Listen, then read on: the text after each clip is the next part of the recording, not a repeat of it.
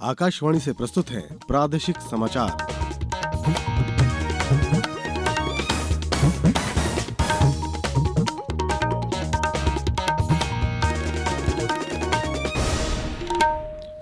नमस्कार, समाचारों के साथ मैं शरद बाघेला।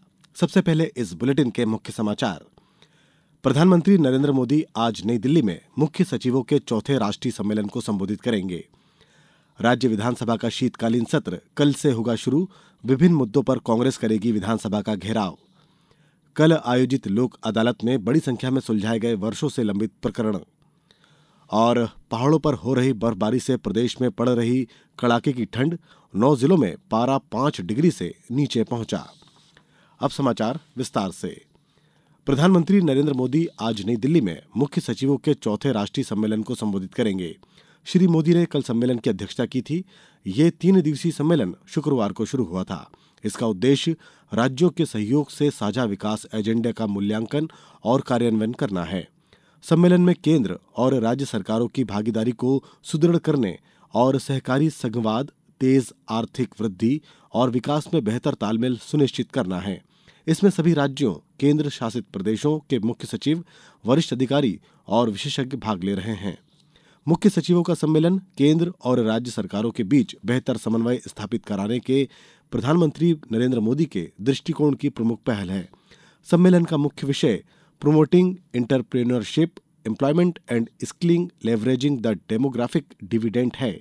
इसके अंतर्गत 6 प्रमुख क्षेत्र विनिर्माण, सेवा, ग्रामीण, गैर खेती, शहर, नवीनीकरण ऊर्जा और चक्रीय अर्थव्यवस्था है। प्रधानमंत्री नरेंद्र मोदी ने इस बात पर जोर दिया है कि संविधान देश में एकता का मुख्य स्तंभ है। लोकसभा में कल भारत के संविधान की 75 वर्ष की गौरवशाली यात्रा पर विशेष चर्चा का जवाब देते हुए प्रधानमंत्री ने ये बात कही। श्री मोदी ने विविधता में एकता को देश की अनूठी विशेषता बताते हुए कहा कि अगर उनकी सरकार ने देश की एकता को मजबूत करने की दिशा में नीतियां बनाई और फैसले किए हैं। प्रधानमंत्री ने कहा कि उनकी सरकार समान नागरिक संहिता लागू करने के लिए प्रतिबद्ध है, क्योंकि ये देश के संविधान निर्माताओं के दृष्टिकोण के अनुरूप है। उन्होंने कहा कि संविधान सभा में इस पर लंबा विचार विमर्श हुआ है और ये आदेश दिया गया है कि निर्वाचित सरकार इसे लागू करे। श्री मोदी ने कहा कि एनडीए सरकार धर्मनिरपेक्ष समान नागरिक संहिता लाने के लिए काम कर रही है। उन्होंने कहा कि हमारी सरकार ने संविधान संशोधन देश की एकता और अखंडता के लिए किए हैं। हमने भी संविधान संशोधन किए हैं देश की एकता के लिए, देश की अखंडता के लिए, देश के उज्जवल भविष्य के लिए और संविधान की भावना के प्रति पूर्ण समर्पण के साथ किए हैं। ओबीसी के सम्मान के लिए, उसको संवैधानिक दर्जा देने के लिए हमने संविधान संशोधन किया है। हमें गर्व है ये करने का। राज्य की 16वीं विधानसभा का चौथा सत्र कल से शुरू हो रहा है। ये शीतकालीन सत्र 16 से 20 दिसंबर तक चलेगा। विधानसभा के प्रमुख सचिव एपी सिंह ने बताया कि इस 5 दिवसीय सत्र में सदन की कुल 5 बैठकें होंगी, जिसमें महत्वपूर्ण शासकीय कार्य किए जाएंगे। सत्र के दौरान 3 नए विधेयकों को शपथ दिलाई जाएगी। इनमें छिंदवाड़ा जिले के अमरवाड़ा विधायक कमलेश प्रताप शाह, बुदनी से रमाकांत भार्गव और विजयपुर विधानसभा उपचुनाव में निर्वाचित होने वाले विधायक मुकेश मल्होत्रा को शपथ दिलाई जाएगी। वहीं कल प्रदेश कांग्रेस भोपाल में प्रदेश व्यापी प्रदर्शन करते हुए विधानसभा का घेराव करेगी। प्रदर्शन प्रदेश में किसानों पर हो रहे अत्याचार, खाद की कालाबाजारी और किल्लत, महिलाओं और बेटियों से दुष्कर्म, युवाओं की बेरोजगारी, पेपर लीक जैसे तमाम मुद्दों पर होगा।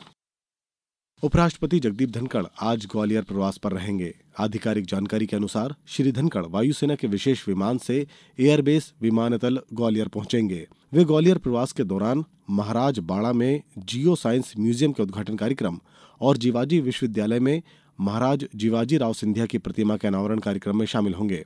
वे जय विलास पैलेस भी जाएंगे, जहां वे केंद्रीय मंत्री ज्योतिरादित्य सिंधिया के साथ भोज में शामिल होंगे। अब समाचारों में वक्त है एक ब्रेक का। ये समाचार आप आकाशवाणी मध्य प्रदेश से सुन रहे हैं। हमारे समाचारों को अब आप कभी भी और कहीं भी अपनी सुविधा के अनुसार सुन सकते हैं। ये समाचार बुलेटिन YouTube, X प्लेटफॉर्म और Facebook पर AIR न्यूज भोपाल पेज पर सुने जा सकते हैं। इसके अलावा आप हमारी वेबसाइट newsonair.gov.in पर अथवा न्यूज ऑन AIR ऐप पर भी समाचार सुन सकते हैं। ब्रेक के बाद समाचारों में एक बार फिर आपका स्वागत है। प्रदेश में कल लोक अदालत का आयोजन किया गया, जिसमें बड़ी संख्या में समझौता योग्य प्रकरणों का निराकरण किया गया। धार में आयोजित नेशनल लोक अदालत में विभिन्न प्रकार के दांडिक एवं सिविल राजीनामे योग्य कुल 1119 लंबित मामलों का निराकरण आपसी समझौते के आधार पर किया गया। उधर पन्ना जिले में नेशनल लोक अदालत में राजीनामा के जरिए लंबित प्रकरणों का निराकरण कर 2 करोड़ 72 लाख रुपए से अधिक की अवार्ड राशि पारित की गई। ग्वालियर जिले में आयोजित नेशनल लोक अदालत में आपसी समझौते से 8,189 मामले सुलझाए गए। शिवपुरी जिले में नेशनल लोक अदालत के माध्यम से जिला मुख्यालय सहित समस्त तहसील न्यायालयों के माध्यम से कुल 2022 मामले निराकृत किए। वहीं गुना जिले में आपसी राजीनामे से 1,926 मामले निराकृत हुए, जिसमें 8 करोड़ 22 लाख 81 हजार की राशि के अवार्ड पारित कर 2,599 व्यक्तियों को लाभान्वित किया गया। मध्य प्रदेश लोक सेवा आयोग द्वारा आयोजित राज्य पात्रता परीक्षा सेट 2024 का आयोजन आज दोपहर 12 बजे से 3 बजे तक होगा। ये परीक्षा एक सत्र में 12 संभागीय एवं जिला मुख्यालयों इंदौर, भोपाल, जबलपुर, ग्वालियर, रीवा, सागर, शहडोल, नर्मदापुरम, उज्जैन, सतना, खरगोन और रतलाम के परीक्षा केंद्रों पर आयोजित होगी। इस परीक्षा के लिए आयोग द्वारा कुल 17 संभागीय पर्यवेक्षकों की नियुक्ति की गई है। इंदौर जिले में निर्धारित परीक्षा केंद्रों के निरीक्षण कार्य के लिए सेवानिवृत्त आईएफएस पीसी दुबे, सेवानिवृत्त आईएएस आशुतोष अवस्थी, सेवानिवृत्त उच्च न्यायाधीश राजेंद्र महाजन को संभागीय पर्यवेक्षक नियुक्त किया गया है। आयोग द्वारा सुरक्षा एवं सतर्कता अधिकारी के रूप में उप पुलिस अधीक्षक प्रिया सिंह को नियुक्त किया गया है। अब बात मौसम की। पहाड़ों पर हो रही बर्फबारी से प्रदेश में कड़ाके की ठंड पड़ रही है। मौसम विभाग ने अगले 2 दिन में और तेज ठंड पड़ेगी। कल प्रदेश के आधे हिस्से में सर्द हवाएं चली। आज भोपाल, इंदौर समेत 36 जिलों में शीतलहर कोल्ड डे का अलर्ट है। शुक्रवार शनिवार की रात में भी प्रदेश में रिकॉर्ड ठंड पड़ी। राजधानी भोपाल में ही एक रात में 4 डिग्री पारा लुढ़क कर 3.8 डिग्री तक आ गया। इस कारण पिछले 10 साल में दूसरी बार सबसे ठंडी रात रही। शहडोल के कल्याणपुर में पारा 1.5 डिग्री सेल्सियस दर्ज किया गया। वहीं पचमढ़ी में 2, शाजापुर में 2.5, उमरिया में 2.8, मंडला में 3, रायसेन में 3.8, राजगढ़ में 4 और नौगांव में 4.1 डिग्री सेल्सियस तापमान दर्ज किया गया। मौसम विभाग के मुताबिक शाजापुर, सीहोर, विदिशा, रायसेन, जबलपुर और शहडोल में ऑरेंज अलर्ट जारी किया गया है। जबलपुर और शहडोल में शीतलहर चलेगी, जबकि बाकी जिलों में बर्फ तक जम सकती है। मंदसौर, रतलाम, बड़वानी, देवास, गुना, शिवपुरी, अशोकनगर, सागर, निवाड़ी, टीकमगढ़, छतरपुर, पन्ना, दमोह, कटनी, उमरिया, सिवनी, मंडला, अनूपपुर और सिंगरौली में शीतलहर चल सकती है। खरगोन जिले में 20 स्कूलों के करीब 4,000 विद्यार्थियों ने हनुमान चालीसा का सामूहिक पाठ किया। इसे golden book of world record ने उपलब्धि को दर्ज कर प्रमाण पत्र जारी किया।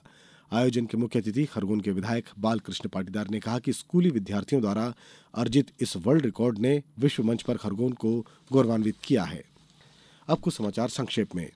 उत्तर प्रदेश सरकार के मंत्री स्वतंत्र देव सिंह और दिनेश प्रताप सिंह ने कल भोपाल में विधानसभा अध्यक्ष नरेंद्र सिंह तोमर से भेंट कर प्रयागराज में आयोजित होने वाले आगामी महाकुंभ 2025 के लिए आमंत्रित किया।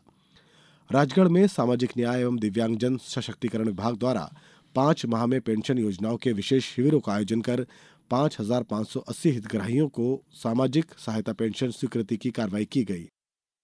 जिला रोजगार कार्यालय, शासकीय आईटीआई एवं जिला उद्योग केंद्र के संयुक्त तत्वावधान में 18 दिसंबर को शासकीय आईटीआई सतना में 1 दिवसीय अप्रेंटिसशिप मेलों का आयोजन किया जाएगा। केंद्रीय विद्यालय आगरमालवा में कल केंद्रीय विद्यालय संगठन स्थापना दिवस समारोह पूर्वक मनाया गया। इसके अंतर्गत बच्चों द्वारा सांस्कृतिक और शिक्षा पर आधारित कार्यक्रम प्रस्तुत किए गए। ग्वालियर में चल रहे तानसेन संगीत समारोह 2024 में आज शाम 7 बजे शासकीय माधव संगीत महाविद्यालय के ध्रुपद गायन से होगा। अंत में मुख्य समाचार एक बार फिर। प्रधानमंत्री नरेंद्र मोदी आज नई दिल्ली में मुख्य सचिवों के 4थे राष्ट्रीय सम्मेलन को संबोधित करेंगे। राज्य विधानसभा का शीतकालीन सत्र कल से होगा शुरू। विभिन्न मुद्दों पर कांग्रेस करेगी विधानसभा का घेराव। कल आयोजित लोक अदालत में बड़ी संख्या में सुलझाए गए वर्षों से लंबित प्रकरण। और पहाड़ों पर हो रही बर्फबारी से प्रदेश में पड़ रही कड़ाके की ठंड। 9 जिलों में पारा 5 डिग्री से नीचे पहुंचा। इसी के साथ इस बुलेटिन में बस इतना ही। दीजिए अनुमति। नमस्कार।